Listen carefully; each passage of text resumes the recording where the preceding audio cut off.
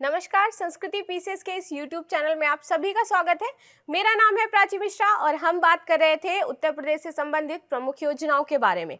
यूँ तो सरकार बहुत सारी योजनाएं चलाती है, लेकिन हमारे लिए एग्जाम के पॉइंट ऑफ व्यू से जो योजनाएं बहुत ही महत्वपूर्ण है उनके बारे में हम चर्चा करते हैं। जो भी बच्चे आज पहली बार हमारे साथ जुड़े हैं या पहली बार हमें देख रहे हैं तो इसकी और भी सीरीज हो चुकी हैं, आप डिस्क्रिप्शन में जा करके उन सीरीज को देख सकते हैं। चलिए शुरुआत करते हैं और बात करते हैं कि कौन कौन सी योजनाएं हैं जो आज हम आपको पढ़ाने वाले हैं या डिस्कस करने वाले हैं। पहली योजना है मुख्यमंत्री स्वरोजगार योजना, इसके बारे में हम चर्चा करेंगे। दूसरी योजना है बाबा साहब अम्बेडकर रोजगार प्रोत्साहन योजना, इसके बारे में चर्चा की जाएगी। तीसरी योजना हमारी होगी उत्तर प्रदेश कौशल विकास मिशन, जिसके बारे में हम बात करेंगे। योजना का जब भी मैं पढ़ाती हूँ आपको बताती हूँ कि कुछ 4-5 पॉइंट बहुत महत्वपूर्ण होते हैं एग्जाम के पॉइंट ऑफ व्यू से, जैसे कि शुरुआत कब हुई, उद्देश्य क्या है योजना का, लाभ किस प्रकार वितरित करेगी और इसके लिए कौन कौन से लोग पात्र हैं। तो शुरुआत करते हैं मुख्यमंत्री स्वरोजगार योजना से। इसकी शुरुआत हुई थी 2021 में, ठीक है, मुख्यमंत्री द्वारा शुरुआत की गई थी। बात कर लेंगे कि इसका उद्देश्य क्या है और किस उद्देश्य से यह योजना चलाई जा रही है। यूपी के शिक्षित बेरोजगार, यहाँ पे एक पॉइंट नोट करिएगा, दैट इज शिक्षित बेरोजगार। जो लोग बीए एमए पास है उनको अभी तक रोजगार नहीं मिला है, शिक्षित हैं, चाहे उन्होंने हाई स्कूल कर रखा हो चाहे उन्होंने इंटर कर रखा हो, तो शिक्षित रोजगार जो है युवा, उनके लिए स्वरोजगार स्थापित करने के लिए यह योजना चलाई जा रही है, मतलब उनको रोजगार देना है। तो एक तो ये हो गया कि उनको स्वरोजगार उपलब्ध कराना है जो शिक्षित हैं, और इससे एक पॉइंट आपको और क्लियर हो गया कि यूपी में बेरोजगारी को खत्म करने के उद्देश्य से यह योजना भी चल रही है। दूसरा क्या है, उत्तर प्रदेश युवा स्वरोजगार स्कीम 2023 के अंतर्गत अनुसूचित जाति, क्या है, अनुसूचित जनजाति की महिलाओं को भी आरक्षण मिलेगा। तो जो अनुसूचित जाति और अनुसूचित जनजाति की महिलाएं हैं उनको भी इसके अंतर्गत आरक्षण दिया जा रहा है। इट मींस ये क्या कर रहा है, महिलाओं का भी उत्थान कर रहा है, महिलाओं को समर्थन प्रदान कर रहा है कि वो अपने आत्मनिर्भर हो सके, अपने पैरों पे खड़ी हो सके और उनको भी रोजगार दिया जा सके। तो इसलिए उनको यहाँ पे आरक्षण प्रदान किया गया है। देखिए मैंने बोला था कि ये जो योजना है मुख्यमंत्री स्वरोजगार योजना, सबसे पहला लेक्चर जब मैंने लिया था योजना का, वहां पे एक क्वेश्चन था इसी से रिलेटेड, और उसमें आपसे ये पूछा गया था कि इस योजना के लिए पात्र कौन कौन से लोग हैं, और 4-5 पॉइंट उसमें दिए गए थे। ठीक है, पात्रता के बारे में इस योजना में बात करी गई थी। अगर यही क्वेश्चन इस तरह से आता कि मुख्यमंत्री स्वरोजगार योजना 2021 के प्रमुख उद्देश्य कौन कौन से हैं, और यहाँ पे आपके 4-5 पॉइंट दे दिए जाते, यहाँ पे लिखा होता यूपी के युवाओं को रोजगार स्थापित करना, एक यह उद्देश्य है। दूसरा दिया जाता कि उत्तर प्रदेश युवा स्वरोजगार स्कीम 2023 के अंतर्गत महिलाओं को आरक्षण प्रदान किया गया है। अब यहाँ पे अनुसूचित जाति और अनुसूचित जनजाति नहीं दिया होता तो यह स्टेटमेंट आपका वहीं गलत हो जाता। लेकिन जैसे ही आप देखते ना कि यहाँ पे तो लिखा हुआ है कि महिलाओं को आरक्षण प्रदान किया गया है, आप टिक मार देते कि ये तो सही हो सकता है, गलत नहीं हो सकता, क्योंकि योजनाएं महिलाओं के उत्थान के लिए चलाई जाती है। ठीक है, लेकिन यहाँ पे क्या है, यहाँ पे अनुसूचित जाति और अनुसूचित जनजाति के लिए सेम ऐसे ही ऊपर कि ये शिक्षित बेरोजगारों के लिए यह योजना चलाई जा रही है। ठीक है, तो ये जो छोटे छोटे पॉइंट होते हैं हमारे लिए बहुत ही महत्वपूर्ण होते हैं और हमें ना स्टेटमेंट बहुत ध्यान से पढ़ने होते हैं। ठीक, चलिए आगे देखते हैं। योजना के तहत प्रदेश के 21% अनुसूचित जाति और जनजाति के युवाओं को लाभ मिलेगा। इसके अंतर्गत युवाओं को उद्योग क्षेत्र में 25 लाख रुपए तक और अन्य सर्विस सेक्टर में कम से कम 10 लाख रुपए तक का ऋण प्रदान किया जाएगा, ताकि वह क्या कर सके, अपना रोजगार सेटअप कर सके, मतलब स्वरोजगार जो है अपना वो शुरुआत कर सके। उसकी लोन प्राप्त करने में जो आवेदक कम लागत की इकाइयों पर काम कर रहा होगा उसे प्राथमिकता दी जाएगी। देखिए अब यहाँ पे एक पॉइंट और ऐड हो गया, और ये पॉइंट भी आपका इंपॉर्टेंट हो जाता है। यहाँ पे एक ट्विस्ट है, दैट इज व्हाट, कि जो लोग ऐसी योजना या ऐसा स्वरोजगार अपना या रोजगार की इकाई स्थापित कर रहे होंगे जिनमें लागत कम आ रही है। किसी ने कहा कि हम मोमबत्ती का या दुन्ने बनाने का रोजगार शुरू करें, तो उसके लिए क्या चाहिए, एक नॉर्मल मशीन चाहिए, 2-4 लोग चाहिए, या हम मोमबत्ती बनाने का, तो बहुत ज्यादा तो उसमें खर्चा नहीं आएगा, बहुत खर्चा आएगा तो 3-4-5 लाख रुपए तक आएगा। तो गवर्नमेंट ने बोला कि जो लोग छोटी इकाई का जिसमें कम पैसा लग रहा है वो बिजनेस यदि शुरू कर रहे हैं तो पहले उनको प्राथमिकता दी जाएगी, उसके बाद जो लोग अन्य रोजगार जिनमें 10 लाख 25 लाख 20 लाख लग रहे हैं उनको बाद में प्राथमिकता दी जाएगी। ठीक है, चलिए आगे देख लेते हैं कि अब इस योजना के लिए कौन कौन से लोग पात्र हैं, और यही क्वेश्चन भी था आपका और जो कि एग्जाम में आया हुआ था। तो सबसे पहले कि आवेदक क्या है, उत्तर प्रदेश का स्थायी निवासी होना चाहिए। इस योजना का लाभ उन्हें ही मिलेगा जो यूपी से बिलोंग करते हैं। ऐसा नहीं है कि कोई महाराष्ट्र या फिर एमपी या बिहार से आकर के इस योजना के लिए आवेदन कर सकता है। जो यूपी का स्थायी निवासी है, जिसके पास निवास प्रमाण पत्र है, अपना आधार कार्ड है, जो डॉक्यूमेंट होने चाहिए वो है, वही इस योजना का लाभ उठा सकते हैं। दूसरा क्या है, आयु कितनी होनी चाहिए, मिनिमम कम से कम 18 वर्ष और ज्यादा से ज्यादा 40 वर्ष, इसके बीच में होनी चाहिए, वही इस योजना के लिए क्या है, पात्र होगा। मिनिमम आयु 18 वर्ष, अधिकतम आयु 40 वर्ष, याद रखिएगा। इसके बाद आवेदक कर्ता किसी भी सरकारी नौकरी में कार्यरत नहीं होना चाहिए। ऑब्वियसली बात है, सरकारी नौकरी में होगा, चाहे वह केंद्र की चाहे वह राज्य की, वह इसके लिए पात्र नहीं है। आवेदक का पहले से किसी बैंक में ऋण नहीं होना चाहिए, मतलब उसने पहले से किसी बैंक से ऋण ना ले रखा हो तभी वह इस योजना के लिए पात्र हो सकता है। ठीक है, पता चला आपने एक इकाई स्थापित करने के लिए पहले से कहीं से ऋण ले रखा है तो आप इस योजना के लिए पात्र नहीं है, क्योंकि आपको सहायता मिल चुकी है।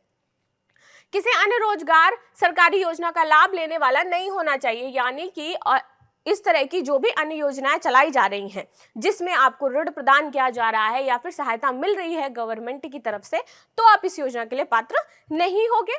आवेदक का बैंक अकाउंट होना ही चाहिए और उस अकाउंट में आपका आधार कार्ड लिंक होना चाहिए।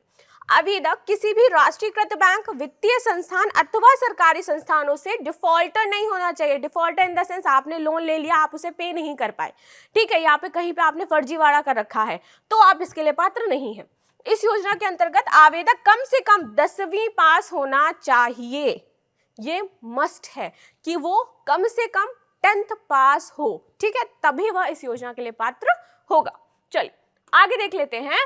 हमारी दूसरी योजना क्या है कि बाबा साहब अंबेडकर रोजगार प्रोत्साहन योजना। अभी आप देखोगे क्योंकि ये रोजगार से रिलेटेड योजना है, मैं आपको पढ़ा रही हूं। मैंने इस सीरीज को 6 पार्ट में डिवाइड किया था, ठीक है, जिसमें मैंने आपको बताया था कि सबसे पहले हम पढ़ेंगे महिला एवं बाल विकास से संबंधित, दूसरी हम पढ़ेंगे कृषि से संबंधित, तीसरी हम पढ़ेंगे रोजगार से, फिर उसके बाद निर्माण एवं अवसंरचना से, फिर स्वास्थ्य से, फिर हथकरघा, मत्स्य, ये जो उद्योग चल रहे हैं उनसे रिलेटेड, ठीक है। तो इसीलिए अभी जो हमारा ये 3rd पार्ट चल रहा है रोजगार से रिलेटेड, जैसे ही ये खत्म होगा इसके बाद हम पढ़ेंगे स्वास्थ्य से संबंधित योजनाएं, ठीक है। तो यहाँ पे आपको सारी रोजगार से संबंधित योजनाएं मिलेंगी। शुरुआत की यदि मैं बात करूं तो शुरुआत में ये 11 नवंबर 2019 को इसकी शुरुआत हुई थी, ठीक है, और नोडल विभाग इसका है कौन सा, ग्राम विकास विभाग, ठीक है। तो शुरुआत कब हुई, 11 नवंबर 2019 को। नोडल विभाग है इसका ग्राम विकास विभाग, जिसके द्वारा यह योजना चल रही है। बात कर लेते हैं कि उद्देश्य क्या है, किस उद्देश्य से यह योजना चलाई जा रही है। तो ग्रामीण क्षेत्रों में नवयुवकों को उद्यमिता की ओर उन्मुख करना, यानी वो क्या करें, अपना खुद का बिजनेस सेटअप करें, जॉब की तरफ ना जाएं, नौकरी की तरफ ना जाएं, वो खुद मालिक बने, ठीक है। ये चाहती है गवर्नमेंट कि मैं क्या हूँ, मालिक हूँ, ठीक है। तो आप क्या करो, अपना खुद का बिजनेस सेटअप करो, उसकी तरफ उनको क्या करना है, प्रोत्साहित करना है, और उनकी ऊर्जा को परिवार के जीविकोपार्जन और देश के क्या करने में, देश को एक, हमें क्या बनाना है, विकसित बनाना है ना, अभी हम विकासशील हैं, तो देश को एक मजबूत स्थिति में पहुंचाने के लिए राष्ट्र के निर्माण हेतु उपयोगी बनाना है, ठीक है। चलिए, ग्रामीण क्षेत्रों में स्थानीय संस्थान को विकसित कर सतत रोजगार उपलब्ध कराना है, और जो ग्रामीण क्षेत्र हैं वहां पे एक स्थानीय संस्थान इस प्रकार से स्थापित किए जाएं कि वहां के लोगों को सतत कंटिन्यूअस रोजगार मिलता रहे, तो इस उद्देश्य से यह योजना चल रही है। ग्रामीण आबादी को बेसिकली क्या होता है, आप देखो अभी कोविड आया था, कोविड के दौरान आपने नोटिस किया होगा कि सब लोग कैसे, जो दिल्ली में रह रहे थे, मुंबई में रह रहे थे, किसी अन्य क्षेत्र में रह रहे थे, वहां पर रह करके कार्य कर रहे थे, तो वो जो सबसे ज्यादा उसमें कौन सा वर्ग था, मजदूर वर्ग था जो वहां पे निवास कर रहा था, वो क्या हुआ, अपने गांव की तरफ पलायन कर गया, चाहे वो छात्र हो, चाहे वो किसी गवर्नमेंट जॉब के लोग हो, चाहे मजदूर हो, और ये सभी क्या है, अपने गांव की तरफ पलायन कर गए। ऐसी स्थिति उत्पन्न हुई, सभी का रोजगार छूट गया, ठीक है। तो यहाँ पे इस योजना का जो मुख्य एक तरीके से आप कह सकते हो उद्देश्य ही यही रखा गया है कि लोग ग्रामीण क्षेत्रों से पलायन करके शहरों में ना जाएं, उनको अपने गांव में ही रोजगार उपलब्ध हो जाएगा और साथ ही साथ वे अपने परिवार के साथ भी रहेंगे। ठीक है, तो किसी प्रकार की उनको हानि का सामना भी नहीं करना पड़ेगा। ठीक है, तो यही है कि शहरी क्षेत्र की ओर पलायन ना करें और शहरी क्षेत्रों के संसाधनों पर पड़ने वाले अतिरिक्त भार को भी कम किया जा सके। अब यदि लोग गांव से शहरों में पलायन करेंगे तो ऑब्वियस सी बात है कि शहरों में क्या होगा, बोझ बढ़ता जाएगा। बोझ इन द सेंस कि लोगों की, आप देख ही रहे हो कि जनसंख्या घनत्व कैसे धीरे धीरे दिल्ली, मुंबई, इन सारे क्षेत्रों को ऑब्वियसली बात है कम है, और जब और लोग आएंगे तो यहाँ जनसंख्या घनत्व, कंजेस्टेड एरिया और बढ़ता जाएगा। ठीक है, तो इस बोझ को भी कम किया जा सके। आगे आते हैं कि इसका लाभ किस प्रकार से दिया जाएगा। 11 नवंबर 2019 को उत्तर प्रदेश मंत्रिपरिषद की बैठक में अंबेडकर रोजगार योजना का नाम परिवर्तित करके क्या रखा गया, इसका बाबा साहब अंबेडकर रोजगार प्रोत्साहन योजना। तो पहले इस योजना का नाम क्या था, इस योजना का नाम था अंबेडकर विशेष रोजगार योजना। ठीक है, जिसका नाम परिवर्तित किया गया कोविड-19 के दौरान जो मजदूर घर आ गए थे, जिनका रोजगार छूट गया था, जिनकी बहुत सारी हानि हो गई थी, तो उनके लिए शुरू की गई। ठीक है, शुरू तो थी ही पहले से, उनके लिए फिर इसका नाम चेंज किया गया और उस जो वर्ग के लोग थे बेसिकली उनको इसमें टैकल किया गया, क्योंकि वो सब अपना रोजगार छोड़ करके कहाँ, ग्रामीण क्षेत्रों में या अपने शहरी क्षेत्रों में आ गए थे। ठीक है, तो इसका नाम परिवर्तित करके क्या रख दिया गया, बाबा साहब अंबेडकर रोजगार प्रोत्साहन योजना, जिसका नाम कब परिवर्तित किया गया, 11 नवंबर 2019 को। चलिए अब बात कर लेते हैं, यह योजना सभी जाति, वर्ग और धर्म के लोगों के लिए है।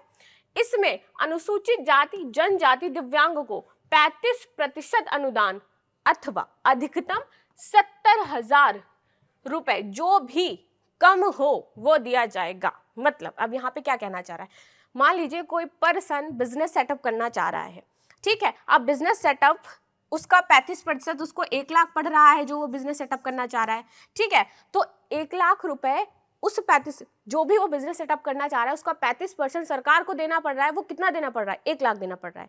ठीक है, तो वो फिर उस स्थिति में 35% नहीं देगी, वो कितना देगी, 70,000। क्यों, जो भी कम होगा वो प्रदान करेगी, किसको, आवेदक को। ठीक है, तो 1 लाख देना पड़ रहा था, 35% जो वो बिजनेस सेटअप कर रहे थे उसका आ रहा था, तो अब गवर्नमेंट क्या करेगी, 35% ना दे करके कितना देगी, 70,000 रुपए देगी। अब इसका हम रिवर्स करते हैं, यदि कोई बिजनेस इस तरह का सेटअप कर रहा है कि उसका 35% मात्र 50,000 आ रहा है, गवर्नमेंट को मात्र 50,000 देने हैं, तो इस स्थिति में गवर्नमेंट क्या करेगी, 35% देगी, 70,000 नहीं देगी, क्योंकि उसने क्या है, जो भी कम होगा वो गवर्नमेंट प्रदान करेगी। ठीक है, तो इस तरह से यह लाभ वितरित किया जाएगा। सामान्य जाति के जो लोग होंगे तो ये अनुसूचित जाति, जनजाति और दिव्यांग के लिए 35% है, और जो सामान्य वर्ग के लोग हैं उनके लिए ये 25% है, और अधिकतम कितना है, 50,000 रुपए है, और इसमें जो भी कम होगा वो उनको प्रदान किया जाएगा जैसे मैंने बताया ऊपर जो था। ठीक है, तो ये पॉइंट याद रखिएगा। 35% किसके लिए है, अनुसूचित जाति, जनजाति और दिव्यांग के लिए। सामान्य जाति के लिए कितना है, 25% या अधिकतम 50,000 रुपए। ठीक है, चलिए आगे देख लेते हैं कि वार्षिक आय, अब यहाँ पे पात्रता की बात करी जा रही है कि इस योजना के लिए कौन कौन से लोग पात्र होंगे।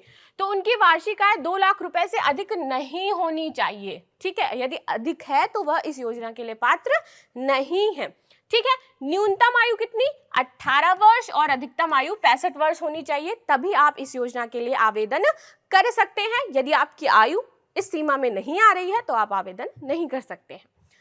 किसी अन्य योजना या मुद्रा योजना में वो क्या है, सम्मिलित नहीं होना चाहिए, कहीं और जगह से उसने ऋण ना ले रखा हो, तभी वह इस योजना के क्या है, पात्र है। अब जैसे स्वरोजगार योजना थी, अभी आपने पढ़ी, यदि अब कोई स्वरोजगार योजना में सम्मिलित है तो वह बाबा साहब रोजगार प्रोत्साहन योजना जो है उसके लिए पात्र नहीं है। क्यों, क्योंकि वो पहले से इस तरह की योजना में सम्मिलित है।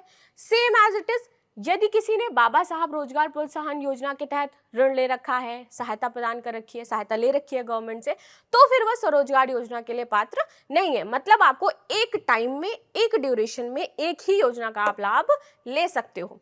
ठीक है, योजना के अंतर्गत संशोधित व्यवस्था के तहत कृषि उत्पादन आयुक्त को स्थान पर आयुक्त ग्राम विकास की अध्यक्षता में टास्क फोर्स का गठन किया जाएगा। ये टास्क फोर्स गठित की जाएगी ताकि आपकी कृषि उत्पादन से रिलेटेड जो भी चीजें हैं या फिर आप उसमें कुछ कार्य करना चाह रहे हैं तो वहां पे आपको लाभ मिल सके। योजना के क्रियान्वयन हेतु चालू वित्तीय वर्ष में 50 करोड़ रुपए के बजट का प्रावधान किया गया है। मतलब इसके लिए जो बजट निर्धारित किया गया है दैट इज 50 करोड़ रुपीस। ठीक है, चलिए आगे देखते हैं। हमारी ये अंतिम योजना है। इसके बाद जैसे मैंने आपको कल भी बताया था कि अब हम बिहार से संबंधित जो भी बिहार के बच्चे हैं उनके लिए संस्कृत IAS नई एक सीरीज लेकर के आ रहा है, जिसमें हम बात करेंगे किसके बारे में, बिहार का जो अभी तक का करंट अफेयर हुआ है, जैन टू अगस्त तक जो भी करंट अफेयर के मुद्दे रहे हैं उनके बारे में, वहाँ के बजट के बारे में, जो नई नीतियाँ आई हैं, नई योजनाएं आई हैं, 7 निश्चय 2 आया है, इसके बारे में बात करेंगे। चलिए शुरू करते हैं अपनी उत्तर प्रदेश कौशल विकास मिशन के बारे में। सबको हुनर सबको काम उत्तर प्रदेश कौशल विकास मिशन। चलिए आगे आते हैं। उद्देश्य क्या है इस योजना का, तो बेरोजगार युवक युवतियों को प्रशिक्षण प्रदान करना है। पहले उनको क्या करना है, प्रशिक्षित करना है, उसके बाद उनको क्या देना है, रोजगार देना है। ठीक है, ये कौशल, जैसे कौशल विकास आपको जैसे आप देखते हो कि कंप्यूटर सिखाना, कई बच्चे होते हैं जो सिलाई का कोर्स करते हैं, कई लोग होते हैं कुछ बनाना सीखते हैं तो क्राफ्ट वर्क बनाना सीखते हैं, तो इस तरह से उनको पहले किसी एक क्षेत्र में प्रशिक्षित करना है और फिर उसी क्षेत्र में उनको रोजगार देना है। ठीक है, प्रशिक्षण केंद्रों में क्या क्या हो जाएगा, मोटर वाहन, फैशन डिजाइनर, अन्य प्रशिक्षण प्रदान किए जाएंगे। कुल मिलाकर के 34 क्षेत्रों के 283 पाठ्यक्रमों का समावेशन इस मिशन के अंतर्गत है। मतलब इसके अंतर्गत 34 क्षेत्र लिए गए हैं जहां पर आपके 283 से ज्यादा पाठ्यक्रम रखे गए हैं। मतलब आप इसमें प्रशिक्षण ले सकते हो और वहां पे आप प्रशिक्षित हो करके क्या कर सकते हो, कहीं भी रोजगार प्राप्त कर सकते हो। फिर और क्या उद्देश्य है, रोजगार, बेरोजगारी है तो उसमें कमी लाना है। ठीक है, इस मिशन के अंतर्गत 18 से 35 वर्ष के जो युवक युवती हैं वो ही आवेदन कर सकते हैं। तो यहाँ पे जो मिनिमम आयु है 18 वर्ष है, मैक्सिमम आयु आपकी 35 वर्ष है। आगे राज्य सरकार द्वारा 2023 तक 50 करोड़ युवक युवतियों को उचित प्रशिक्षण प्रदान करना है, ये इनका उद्देश्य है। ये इन्होंने अपना एक पैरामीटर सेट कर रखा है कि मिनिमम 50 करोड़ लोगों को हमें क्या देना है, प्रशिक्षण देना है और उनको रोजगार प्रदान करना है। लाभ की यदि मैं बात करूं तो इस योजना के अंतर्गत राज्य के बेरोजगार युवा युवतियों को रोजगार प्रदान करना है। ठीक है, लाभ की यदि मैं बात करूं तो इस योजना के तहत क्या है, लाभ प्रदान किया जाएगा, उनको रोजगार जो है वो दिया जाएगा। इस मिशन के अंतर्गत अंग्रेजी पाठ्यक्रम के साथ कंप्यूटर नॉलेज भी दी जाएगी। ठीक है, और प्रशिक्षण पूरा होने के बाद मान्यता प्राप्त संस्थानों से प्रमाण पत्र दिया जाएगा, ये उन्हें लाभ मिलेगा। अब देख लेते हैं पात्रता, कौन कौन से लोग इसके लिए पात्र हैं। तो जो भी इसमें आवेदन करना चाहते हैं सबसे पहले वो उत्तर प्रदेश के स्थायी निवासी होने चाहिए। आवेदक की आयु मिनिमम 18 वर्ष, मैक्सिमम 35 वर्ष होनी चाहिए। आवेदन करने वाले के पास BPL राशन कार्ड होना चाहिए, मतलब उसके पास BPL राशन कार्ड धारक वो इंसान हो। ठीक है, आवेदक के पास कुछ जरूरी दस्तावेज होने चाहिए जैसे कि उसका निवास प्रमाण पत्र, उसका जाति प्रमाण पत्र, उसका आधार कार्ड, ठीक है, बैंक स्टेटमेंट, ये सारी चीजें होनी चाहिए। तो ये थी आज की योजनाएं जो हमने बात करी, जिनके बारे में आई होप आपको समझ में आई होंगी। जैसे कि मैंने बताया कि इसके बाद हमने इसको 6 सेक्शन में डिवाइड किया था। तो आज हमने रोजगार से संबंधित योजनाएं पढ़ी हैं, कल हम पढ़ेंगे स्वास्थ्य से संबंधित जो भी गवर्नमेंट योजनाएं चलाई जा रही है। ठीक है, तो मिलते हैं आपसे नेक्स्ट क्लास में, तब तक के लिए bye bye and thank you.